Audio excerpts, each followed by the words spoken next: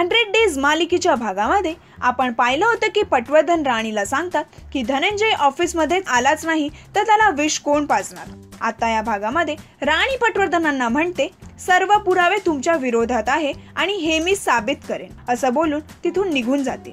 ती बाहेर जाऊन ॲडव्होकेट जाधवला भेटायला बोलवते आणि सर्व कागदपत्र पटवर्धनांना लवकरात लवकर पोचवायला सांगते।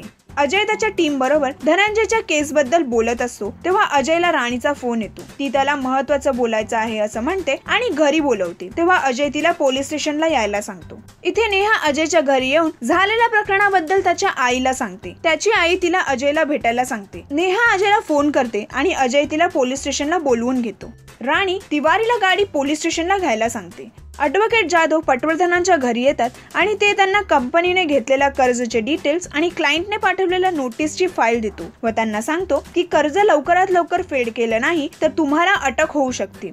तेव्हा ते त्यांना म्हणतात की फक्त मलाच का, राणीलाही अटक होऊ शकते, आम्ही आता पार्टनर आहोत। तेव्हा जाधव त्यांना म्हणतात की राणीला धनंजय गेल्याचा फायदा होऊ शकतो। तिवारी राणीला सांगतो आपल्याला काही होणार नाही ना। तेव्हा राणी त्याला म्हणते आपल्याला कोणीच फसवू शकत नाही। आता पुढे काय होणार हे जाणून घेण्यासाठी पाहत रहा मराठी कट्टा। मराठी सिनेसृष्टीच्या ताज्या अपडेट्स व गॉसिपसाठी आमच्या चॅनलला सबस्क्राईब करायला विसरू नका।